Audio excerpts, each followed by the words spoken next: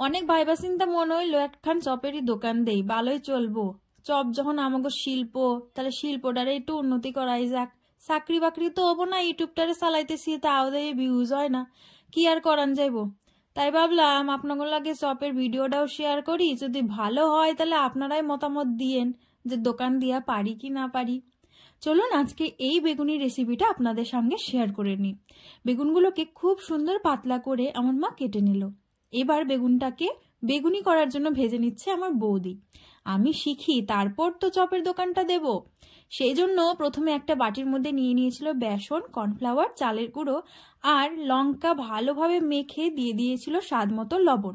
এরপর ব্যাটারটা জলে গুলিয়ে ভালোভাবে তৈরি করে নিল। পাতলা করে কেটে রাখা বেগুনগুলোকে ব্যাটারের মধ্যে চুবিয়ে তারপর গরম হয়ে থাকা তেলের মধ্যে সুন্দর করে ছেড়ে দিলেই তৈরি হয়ে গেল বেশ সুন্দর বেগুনি। এবার একটা বাটিতে নিয়ে নিন মুড়ি, তার সঙ্গে গরম গরম বেগুনি। আহ, দারুণ! আমি ভাবছি ঠোঙায় করে বেগুনিগুলো বিক্রি করব।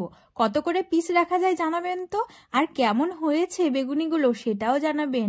আজকের ভিডিওটা যদি আপনাদের ভালো লেগে থাকে তাহলে অবশ্যই আমার চ্যানেলটিকে সাবস্ক্রাইব করে আমার পাশে থাকবেন। দেখুন কত সুন্দরভাবে ভাজা হয়েছে, একদম গরম গরম বেগুনি খেতে আমার তো দারুণ লাগে। আপনাদের কেমন লাগে সেটা অবশ্যই কমেন্টে জানাবেন। সকলেই ভালো থাকবেন, অনেক ভালোবাসা।